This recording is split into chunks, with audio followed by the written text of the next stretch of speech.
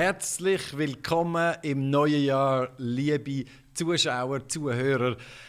Gutes Neues und bereits das siebte Gespräch. Ich freue mich sehr, heute mit der Anna Stone von GoodDollar und meinem guten Freund und Mitwirkenden in einem anderen Projekt, Malik. Ja, wir machen es auf Englisch. Wir haben gesagt, immer dann, wenn wir einen Gast haben, sprechen wir auf deren ihre Sprache. Und das ist heute Anna und sie spricht Englisch. Welcome, Anna from Tel Aviv, from GoodDollar. Welcome to our live stream. Thanks so much for having me. I'm so excited to join you guys today. Cool, that's great. And also, as I said, introduced already before in Swiss German, Malik, he is from the Dezentrum. It's a think tank who is checking the implications of digitalization and their society, and they love experiments, and they do a lot of experiments in this matter. And you, Anna, you are from the marketing team from GoodDollar. You're situated right now in Tel Aviv. You also have part of the team in New York. Let's go into this and talk about GoodDollar. Perfect. All right, GoodDollar. To roughly understand, it would be great if you really on a top level explain to us what is GoodDollar doing, what does it has to do with UBI, Universal Basic Income, and how can people participate in that project? Sure, great, perfect. So to start at a high level, I would say that GoodDollar is a suite of products, actually a suite of different software products that at the end of the day have a goal to let any single person that has a cell phone collect a digital income. Okay, so the idea is that the money to provide every human being alive with some sort of fundamental economic assets is out there, that the money is out there to fund such an initiative, and that every single person should have access to those funds. So the GoodDollar project is actually an initiative that's designed to build incentives for those who have money to use that money in a basic income network that will enable any human being alive to collect a stream of that income every day or every week. Okay, so every person can access digital income, which then they can use with either in the digital economy online, or have a way that they can move into their native currency. So the idea between GoodDollar and UBI is first of all, it's based off of a global concept of income. So we're not coming to it from a nation state level. We're actually coming to it from a pan-national level, from a global perspective. We're coming to it from the perspective that it's not funded by governments, it's funded by people. Okay, so myself, yourself, any company, any individual, any philanthropist actually can participate in supporting or funding this global digital basic income network. And additionally, it's based off of doing it in a way that's sustainable, okay? So doing it in a way that incentivizes people to actually bring money into the system so that the basic income is developed and done sustainably. And it's based off of, we've very much been inspired by basic income advocates from the past hundreds of years, actually, around this idea that if you're a human being alive, you deserve some baseline economic security. And what we've done is we've actually started to update that concept for a fully global and fully digital and digitized world. So that's a little bit behind GoodDollar. Okay. Hey, thanks a lot very much to this. One question from me up ahead. We also think universal basic income as something giving every human being an kind of amount of money to live off. Did I understood it right or wrong that you're focused with GoodDollar, you're rather focusing on people who can give and people who need would then claim and take it? Or is the idea that everybody who joins and participates is always claiming and getting this digital universal basic income, or is it rather to correct the inequality and lift up people out of poverty? It's a great question, because the answer is that there are multiple ways that I can participate in this system. Okay, so but before I answer the specifics, I'll back up a little bit and zoom out. Like I mentioned to you, core to this belief of this project is, number one, the money is out there for us to accomplish the goals that we set. Okay, so we know this across a range of different areas of scarcity. It's not that there's not enough food to feed the world. It's that the way food is distributed and where the markets are and how the markets function, it leaves us with a number of people that are struggling with hunger. So we take a similar approach to basic income, that the capital is out there. There's enough capital in this world to enable every human being alive to have a baseline level of economic security. Okay, this is one core belief to the project. The second core belief to the project is that in our hearts, people want to do good. Okay, that in the heart of hearts, that we actually really truly believe in the good of people, which is the good behind GoodDollar. It's focused off of individuals and communities and societies wanting to do good for the world and the interconnected nature of all of our security and well-being. And that if we can lower the barriers to entry of what it takes for an individual to do good, that we will be able to build a system that has mass levels of participation. Okay? So when you ask a question about GoodDollar, which is how do I participate? What's my role in the ecosystem? The goal in the ecosystem is actually to create a basic income network where you can both collect the basic income and support the basic income, okay, in multiple ways. And so for example, and this is through our economic model, which is essentially encourages people to lock and save their money through the GoodDollar mechanism, and basically splits the interest that they earn off of that money.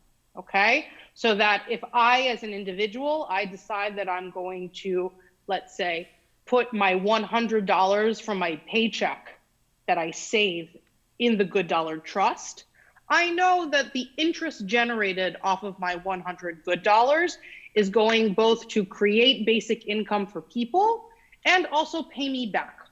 Okay, that's the supporting, how someone can support the network. Claimers, the idea of receiving it, I also claim and receive GoodDollars, okay? And this is because with my GoodDollars, I actually can contribute to the ecosystem in other ways, okay? So what am I doing with my GoodDollars? I'm not someone who necessarily needs my GoodDollars for food or for basic needs, but I'm using my GoodDollars to participate in the digital economy. So I'm using my GoodDollars to actually buy design services from a graphic designer in Venezuela. I'm using my GoodDollars to fund some of the social entrepreneurship projects on GoodDollar.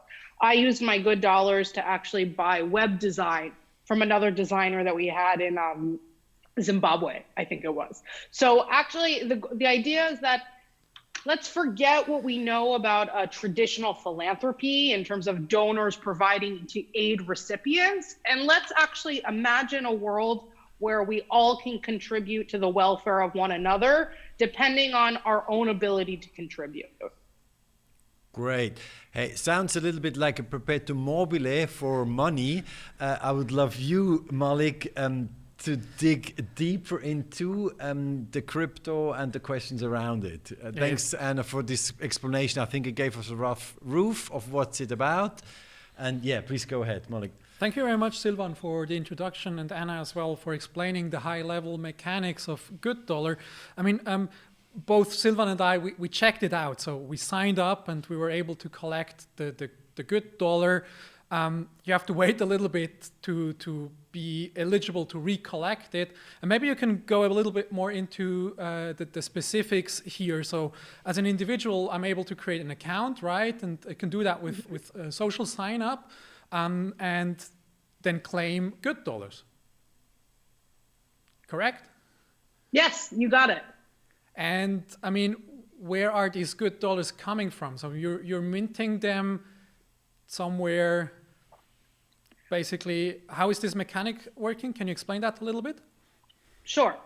So we actually, I'll explain the endowment model, which is actually a major inspiration for our work. So when you hear about an endowment or a trust model, is essentially a strategy for how you finance non-revenue generating activities, okay? So universities use this, charitable foundations use this. This is a popular financial model for basically, how do I create operating income for my nonprofit where I'm not spending all of my time and my money just doing fundraising, okay? So the idea is actually that if you can collect a large enough trust, right? If you can collect a large enough amount of principal, that then you can use that interest as your operating capital, right? To pay your salaries, your fees, your rent, etc. So what we've done is we've actually taken this model, which is deployed by nonprofit organizations globally, all over the world. And what we've done is we've said, how would this model work in a way, in a basic income context, right? To actually deliver on this use case of basic income. And so what we do is we actually, we've basically taken this same concept and we've built it on a decentralized public blockchain of Ethereum, okay?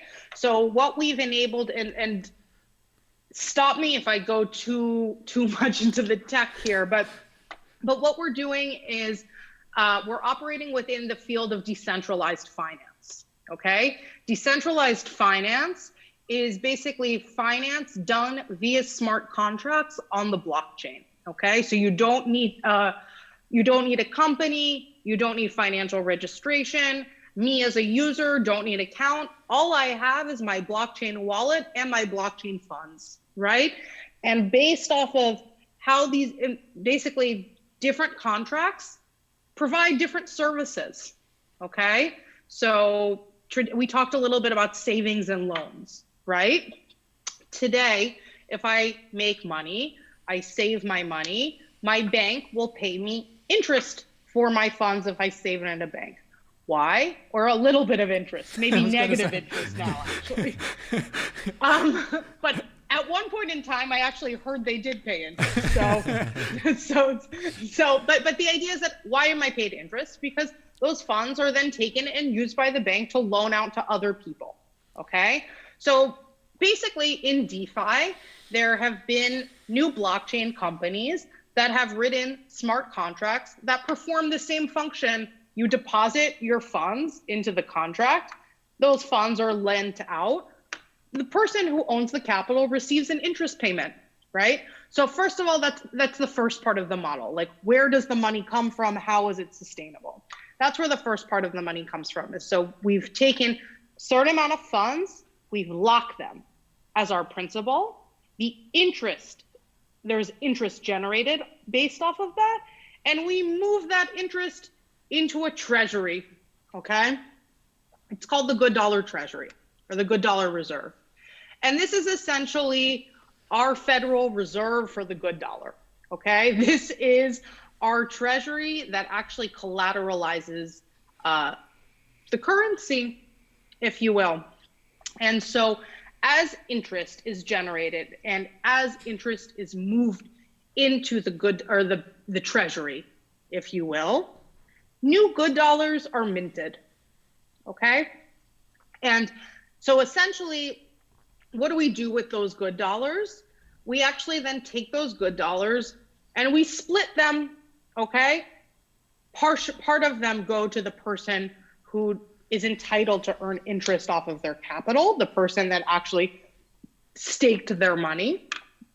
And the rest of them go to the daily distribution to be distributed as basic income, which are the good dollars that you claim in your wallet and I claim in my wallet. And every day, There's a different distribution based upon how much interest was generated and how many people are claiming that day. So that's a little bit more into the model of where does the money come from. Now, why does this matter? Because I think that's also important. The reason why it's important is that it means that GoodDollar isn't just a token that's out there in the air, that's not connected to the value of any other currency, okay? Instead, within GoodDollar, there is actual, real, stable money that is backing the GoodDollar, okay? So that even though GoodDollar is not a stable currency, it's not $1, it's a different price, okay?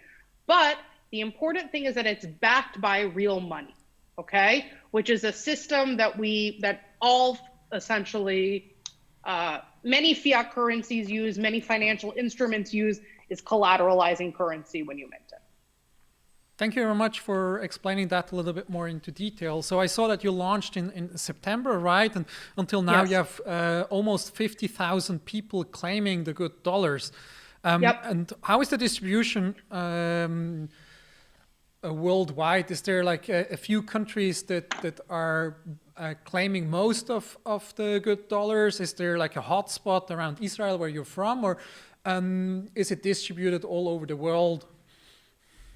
Sure. So we have users in over 180 countries. So I have to say that, like, in terms of a global basic income experiment, I don't know of one that's currently operating in so many countries simultaneously, which is, as I mentioned, the idea is that with digitalization, globalization is such a part of that, right? So there's that. Within the countries, yes, we certainly have communities where we are more popular. Our leading countries are Argentina, Colombia, Mexico, Nigeria.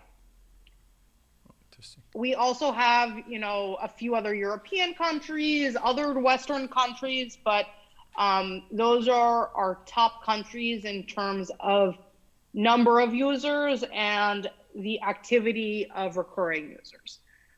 I think this is because of a few things. First of all, we're talking about countries that have a really high degree of smartphone connectivity, okay? That's first and foremost. Like, these are all countries that have a very high penetration of smartphones amongst their general population, the first thing.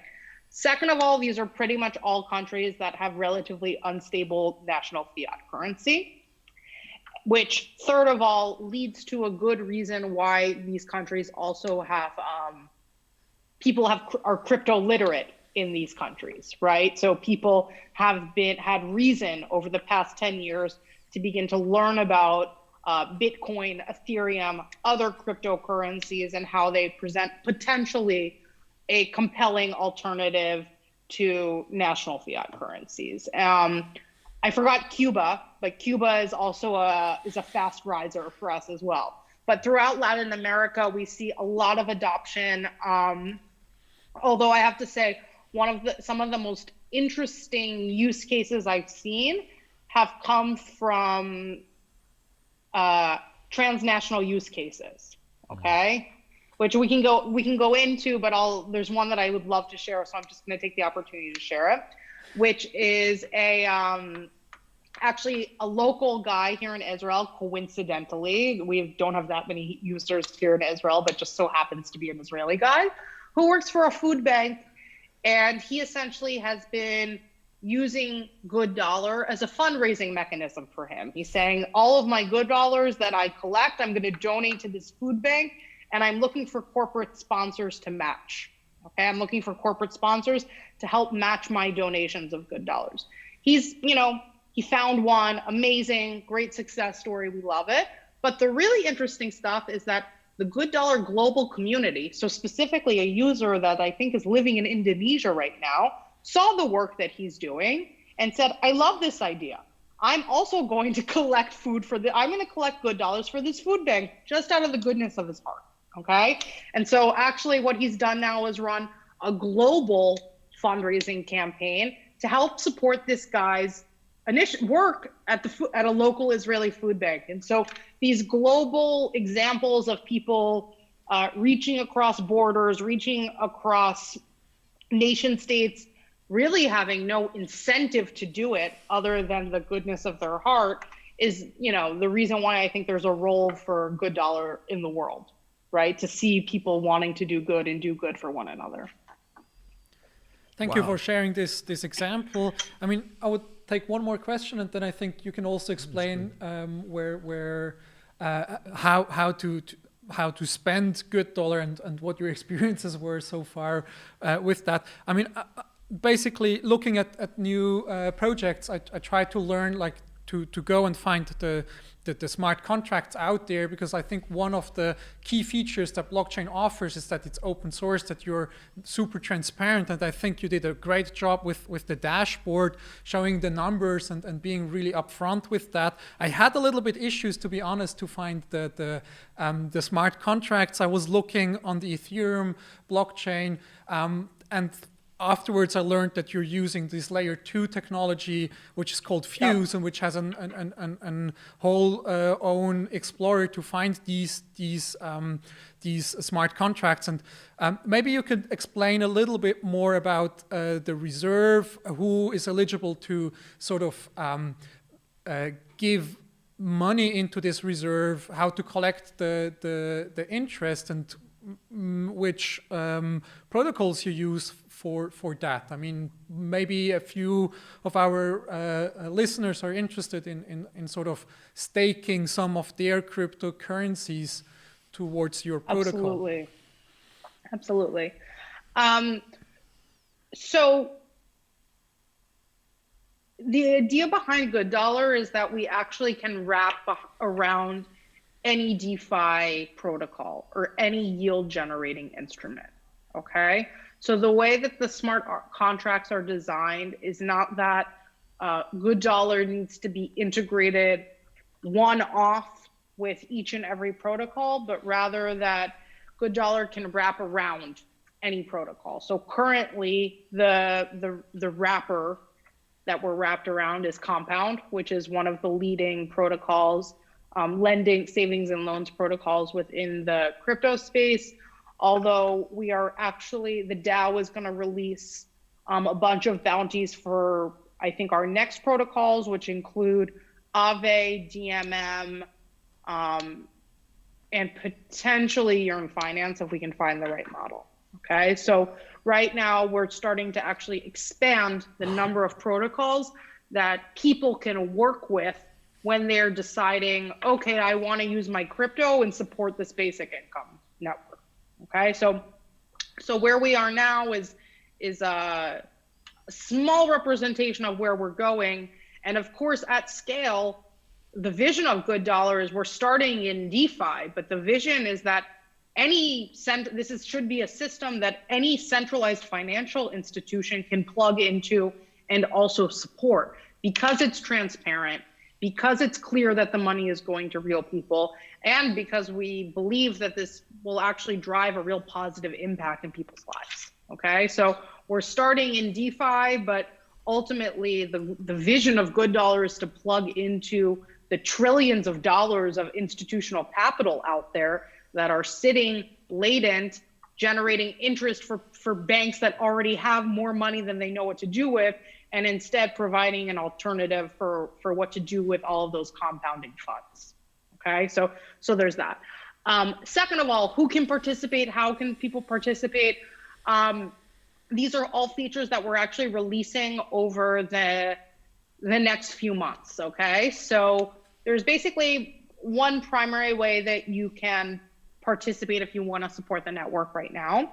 It's you can send your crypto to the GoodDollar Trust that will then create basic income based off of your donation for forever.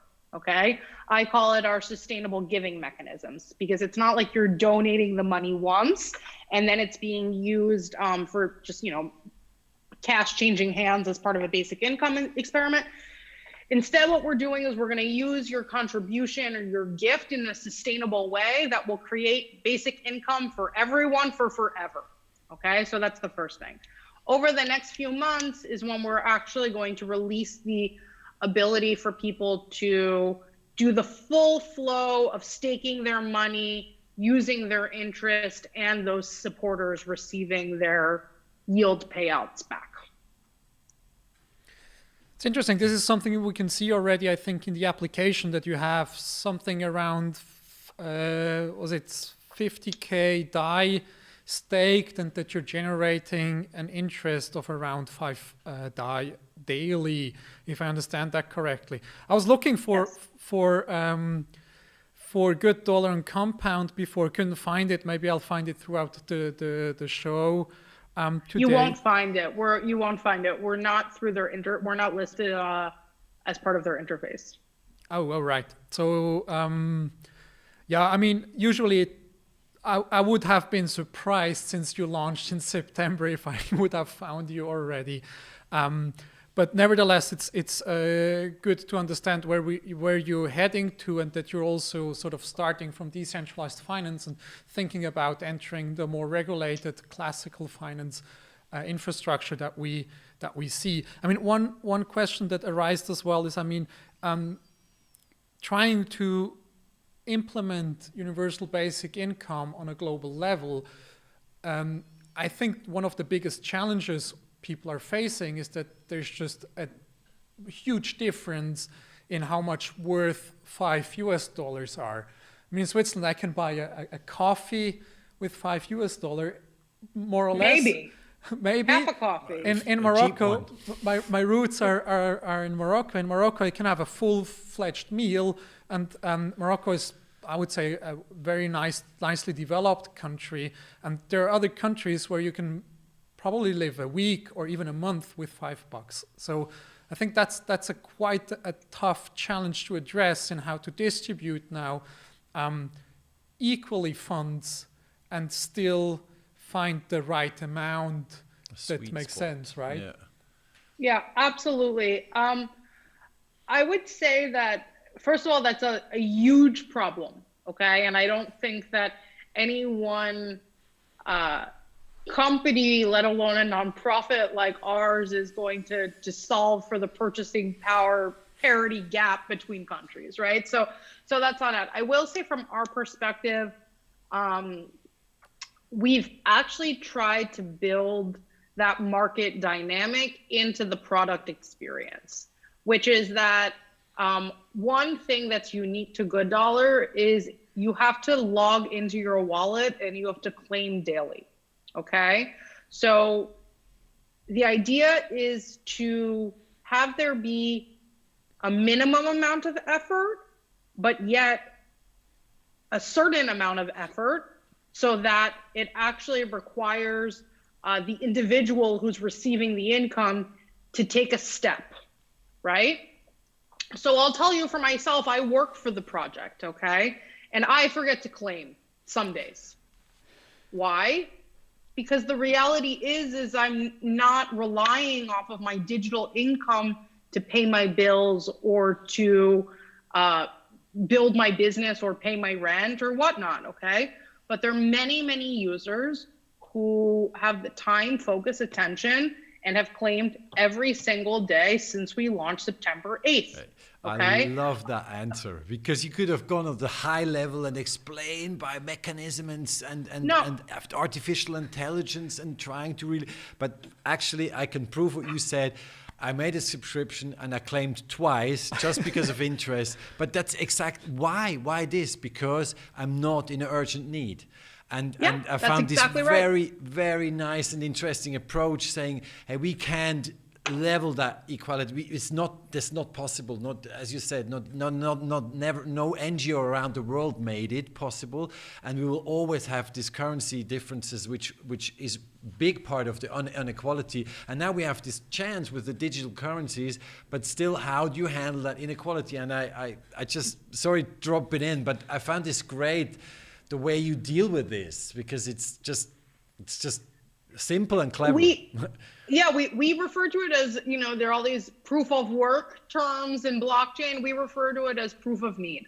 Okay. That if you really need the income, you're going to have the mental time and attention and focus on taking that extra step and remembering to claim every single day.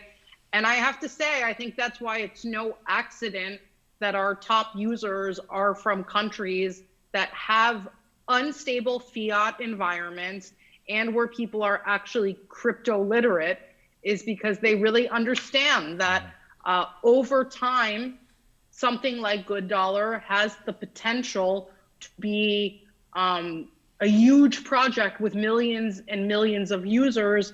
And as an early adopter, they will benefit from that.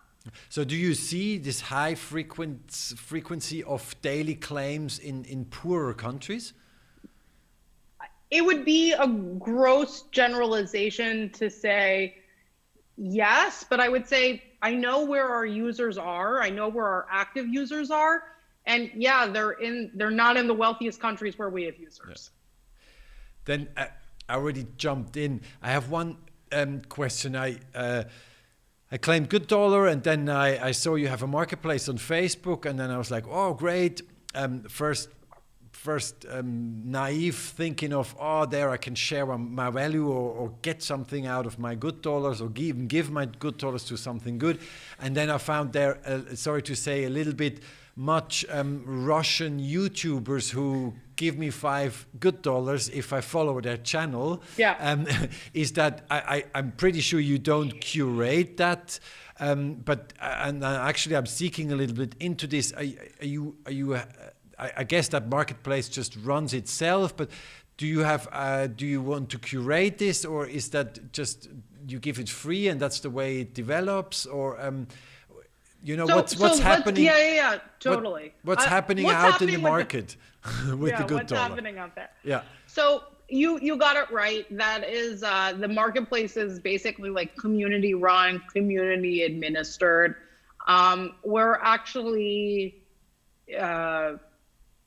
I represent the foundation, right? So we have a number of discussions internally of like, how much do we invest in marketplaces versus how much do we basically encourage community members to create their own marketplaces? Because at the end of the day, every user has the same experience as you, which is, okay, great, I got this thing. Now, like, how do I actually use this thing, right? Like, how do I actually exchange some value? So I'd say that, first of all, you're right. It's a community-initiated marketplace. We're not curating it. Okay. What we're going to do is a matter of actually debate, right? Mm-hmm. But we know for sure that people want to have a way to use their GoodDollars.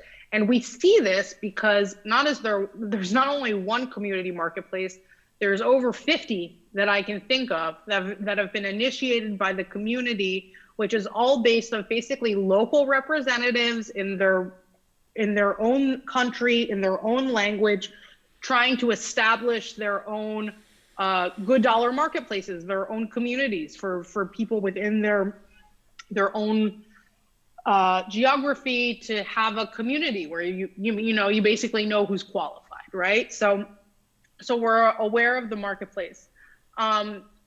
How are people using the marketplaces? That's another question, mm-hmm. right? Because I think this is actually a really philosophical question of that, what you just described, right? If some guy is offering to pay me $5 GoodDollars to follow his YouTube channel, and I do it, and I know because that YouTube pays this guy based off of how many followers he has and how much engagement his videos get, and that results in him getting a bigger check from YouTube. Did GoodDollar do its job? Did we increase his income? Did we increase his economic activity? You could say yes, right? So that's just one example, right? One example. Because we know social media engagement translates into real dollars for content creators. So that's for that the one example that you mentioned. Not that it's the best use case, but it's just one way to think about it, okay? The other ways I'd say are, like I said, I break them down into entrepreneurship, people that are using good dollars to further their own businesses, of which I'd put the Russian YouTuber in there, but I would also put in that camp other people that are trying to start new businesses for good dollars. So for example, I can think of one guy who started a gift card business, right? He will provide you with local gift cards in exchange for good dollars. So that's like another example of someone who's trying to create a business using good dollar as a tool. There are other examples of people who are using good dollars essentially as lead gen for their businesses. Okay, like basically I'll give you a cheap logo because I want new design customers, right? I'll do something freemium model essentially for digital services people. There are also people who are actually really leaning into the peer-to-peer used services or digital services market. So we have a few community members now that have been experimenting with a new marketplace that actually is based off of like geolocation and a lot less of that YouTube stuff. So we hope to maybe we'll endorse it soon. Okay. And then the third thing is actually is kind of like that social good use case, right? People who are looking to use good dollar as a tool to help incentivize good work that they're doing for their communities anyway.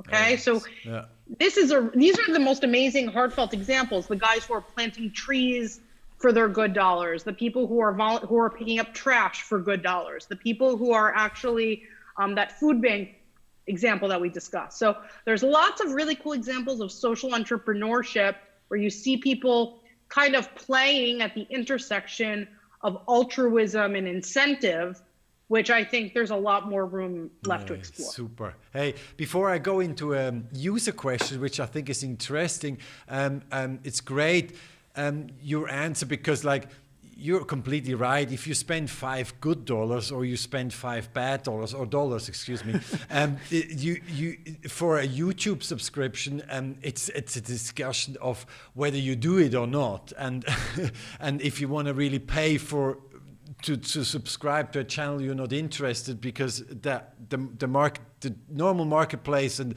the business of YouTube works like that. So it's great to hear that local communities, social communities, and social entrepreneurial stuff is happening. And specifically what I like most is that people start to explore new things, new ways, experimenting with stuff like the food banks you mentioned. And so it's really great. Us also doing experiments for business specifically in digitalization or with UBI. It's great to hear that you already managed to launch a platform that endorses people to do so. And so I didn't want to mean saying it's only YouTube subscribes business out there for you, but I wondered exactly what the marketplace is going. But now I have the question. The thing that's so interesting is that good dollar is a tool, right? It's an open tool for the market to decide how it's going to use, right? So people have said that many times about money as a tool, and this token is just a representation of value. Well, the challenge is that there's, in most projects, in most experiments, there's a risk to experimenting, right? Because you need to buy in, right? So for most people, it's not free to experiment. And the idea behind good dollar is actually, if we create a free system that at its heart is providing free money as a free tool, what will the people do with it? Because they don't have to buy in. There's no cost to trying. They just have to try.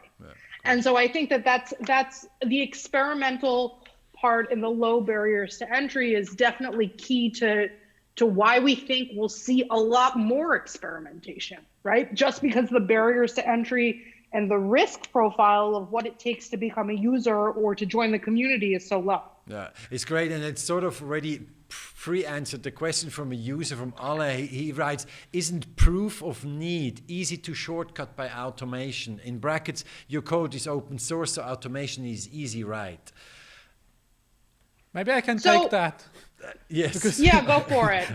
If you want to talk about solving digital identity on chain, go ahead. No, I mean, basically, it's the experience I had claiming my first GoodDollar, and I had to just show my video and prove that I'm human.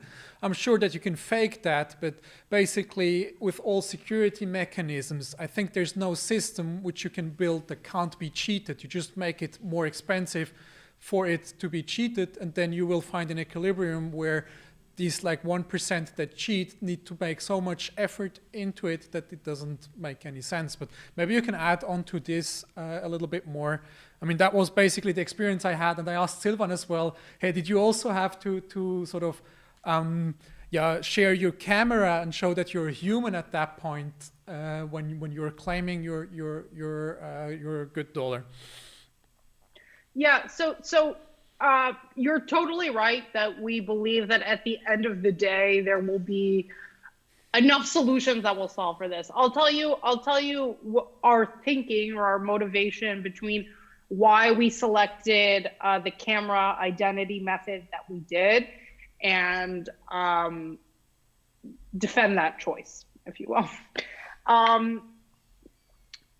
When you're operating in blockchain, it's a constant balance between privacy and security.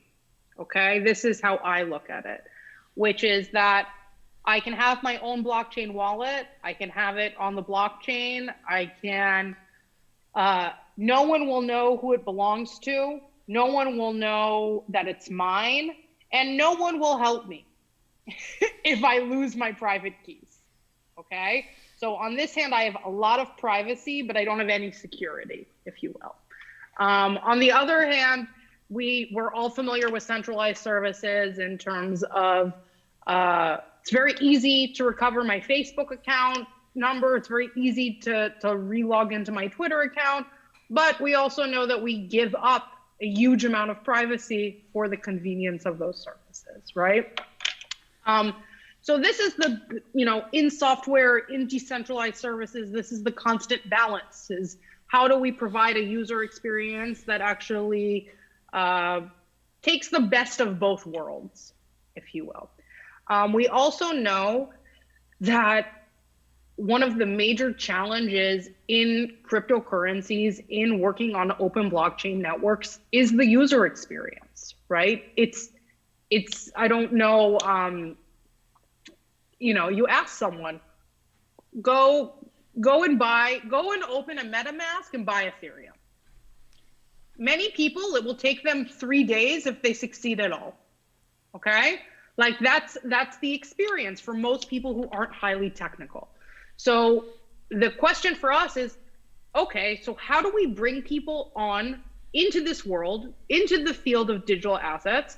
How do we do it in a way that's actually giving them a decentralized wallet, where they actually have their own blockchain wallet, where they control their own information and they control their own funds? Okay, how do we do it? Oh, and by the way, we're targeting people who probably don't have a bank account, might not have legitimate ID, and we can't assume that they have any literacy when it comes to blockchain or blockchain funds or private keys or public keys or anything. And we want to launch as soon as possible. So these are the considerations that we're taking into consideration. So the reason why we chose face verification, what everyone's referring to, is that when you create a wallet, what we ask you to do is essentially turn on your cell phone camera and take a selfie video of your face. And what does this do? It's designed to identify that you're a real live human being. You're not just a bot. You're not just an AI image of a person. And you don't match, it's basically, you don't match any of the other faces in our system. Now, we don't store the images of the faces. They're all totally anonymized. They're hosted elsewhere. We don't control anyone's images. We don't have access to them, okay? But this is a system that we decided to implement because we decided it was in software, we say, don't let the perfect be the enemy of the good. Actually, Voltaire said it, but we say it a lot in software too, because we thought that it was the best way to bring in hundreds of thousands, if not millions of unique users. It would be secure enough to avoid massive fraud, and that the user experience would be painless and easy enough to enable us to actually appeal to the target audience, which are people who probably don't have a MetaMask. So, and it won't be that easy for them to do so. So those are the thinking, that's the thinking behind the wallet. We also are passionate followers of the space of decentralized ID. There are a lot of really smart organizations and people out there that are working on decentralized ID as their core focus. And so this is an area where we're betting that someone else will solve. Great. I hope they're faster than the Swiss government, because we're just right now having a debate going on about our EID, which is about to be privatized by or developed by private banks and insurances, what we actually don't like much. But I don't want to get too deep into politics.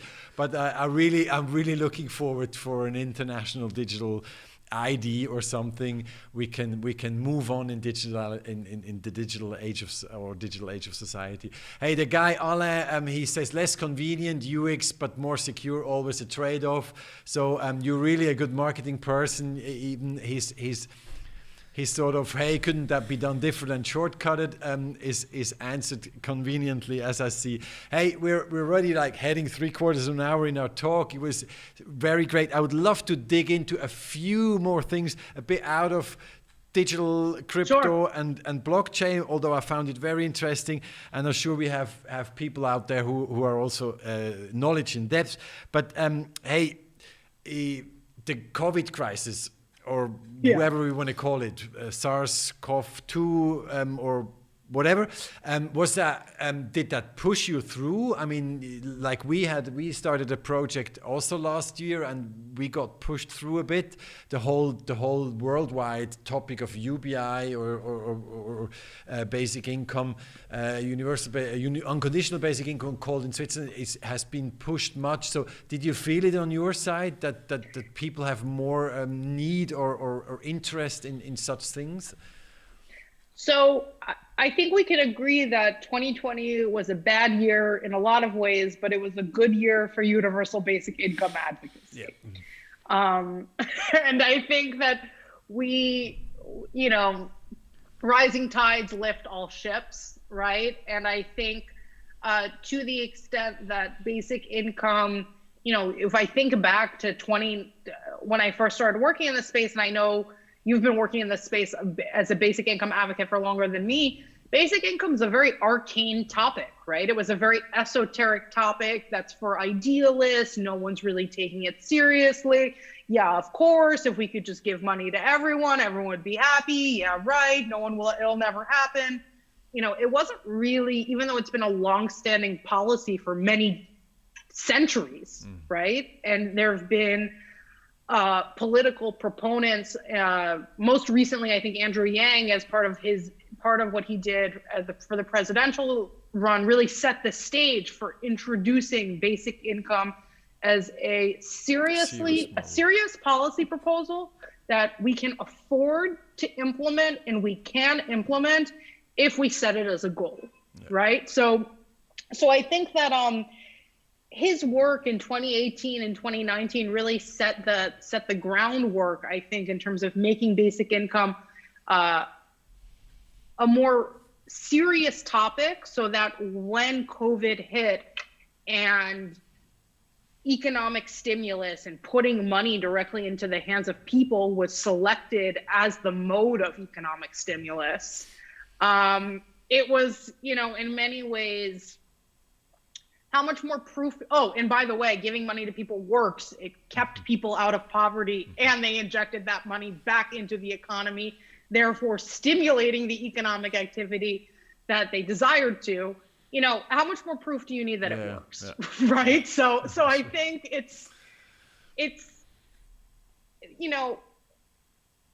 there's that element which I think has really shifted. I want to say the geopolitical conversation around what is the right way to approach economic stimulus, because many governments, certainly I'm an American, I've never received a check from the US government before, ever, right? So there's many tax cuts that occurred over the course of my lifetime that maybe trickled down to me. I don't know, wouldn't know, no direct connection. But you for sure never got one who paid you for doing nothing. But exactly. But I never ever got a check that was designed to, basically provide me with a certain level of economic protection, and actually bolstered that, right? Yeah. So I think the entire conversation about what is government policy around economic stimulus, what is government policy when approaching a recession, how do we actually protect people, right? This has been fundamental. It's not just a recession.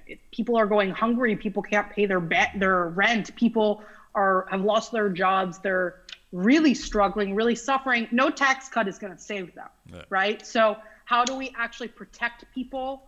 And COVID's been huge in, I think, making people really understand the stakes and also really see the proof in the pudding that it works. I think also COVID has really shone a light on how much inequality exists in the world. So not just COVID as being good for basic income, but it's actually really made it impossible to ignore how rife our richest societies are with inequality, and how unfairly the economic fallout from the pandemic has affected people. Yeah. So I think, yeah. Great, thanks for that. Hey, before we completely round up, I have one, I think it suits a bit into you. It's maybe not, I wouldn't say it's not clear, but you also state at some point, you're stating that GoodDollar is a trial or an experiment. And my question is I wouldn't call it an experiment, but do you have a thesis you work on, or what are you heading to with the GoodDollar experiment? Are you trying to really sort the ground and check the possibilities and build a platform that can distribute worldwide fairly and among each other, or is it rather I would call it an experiment or a trial of something? And if so, what is your really top level agenda you want to find out? And then maybe Malik has a final question. Then, yeah. Sure. So first of all, I would say, when I say that we're a trial, when I say we're an experiment, what we're trying to really prove there is what I started our conversation with, that there's enough money out there to actually pay for basic income if we can change the way that we've designed our incentive system, okay? Which is that if we can make it easy and possible for individuals and corporations to support a basic income network, we believe it can pay for itself, okay? So that's the experiment part. That's the part that's never been proven, right? So when I say that we're working on an experiment, that's the part that's yet to be proven, and that's the part we're really working towards. Now, in terms of what does that mean for the platform? What does that mean for the users? I'd say that's not as a trial-like. That's not as experimental. From there, we're working from a thesis, which is that every person deserves basic economic assets, okay? And digital assets are going to be the next major wealth multiplier for the world, okay? So we're making a claim, right? Which is that if we can connect the unbanked, the 1.7 billion unbanked, which currently are left out of the formal financial system, with the next major asset class, which we believe will be digital assets. We believe will be, if not cryptocurrencies, it will certainly be digital, right? So if we can start to work towards closing the gap between those that are currently financially excluded and the next major wealth cap, how will that basically address inequality? So that's where we're coming from. Wow, that's perfectly final word. Maybe you have a final question? Yeah, definitely. I mean, you were addressing inequality, and reading your white paper, I read the trickle-up economy, which I find a really nice statement, basically, that we don't have trickle-down economy, but try to reverse that. Nevertheless, I'm a bit critical in a sense of looking at the dashboard and the top addresses you have. I mean, basically, what I see in the dashboard is that roughly 50 million GoodDollar was already distributed, and the top one address is holding 23 million. So I hope that this is the foundation that is holding this amount. But still, like the next one is 11, and then 9 and 7 and 4. So I mean, if we are addressing inequality with such a new system, is it not that basically we're creating a new unequal system which just benefits different people? So that's more or less a philosophical and quite a hard question, I know, but still I would want to hear your thoughts to that. Sure. So what you're seeing is actually when you see GoodDollar accounts on that dashboard that have upwards in the millions of dollars of dashboard of GoodDollars, it's actually because those are wallets that have basically gone to the free market and collected lots and lots of GoodDollars. Okay, so these are not. When I talk about equality, inequality, what I'm referring to is a more equal system, right? So that every day the amount of GoodDollars that I claim on my phone is the same amount that anyone else receives, right? So in and of itself, we believe that there's inequality in the design. The people who have those high numbers of GoodDollars, it's not like they got them just through claiming on their cell phone. They got them because they went out onto the open market and they purchased them, okay? So I'd say it's a matter of trade-offs, right? Like to design a system that is both sustainable and market incentivized and fully equal, okay? But we do believe that we can design a system that is more equal with a lower barrier to entry and still incentivizes people to actually take the financial risk to actually support it, right? So I would say that at the end of the day, every person that out there that's essentially has acquired lots and lots of GoodDollars, what it does is, and this is deep in the model, is it essentially, it actually increases the number of GoodDollars that are being printed for everyone. So what we've actually what the goal here is, how can we take the inequality that is at the heart of our world, that's at the heart of our economy, that there are very few who have a lot and many more that have less, and play with that in a way that strive towards something better, so that those people who have the money, who bought millions and millions of GoodDollars, what's unsaid is that through doing that, they have inherently created more GoodDollars for the rest of the users. That's fantastic. So that's great. I know, Silvan, you always want the last word, but you'll get it. No, you'll it's get great it for that sure. There's so many questions. I love it.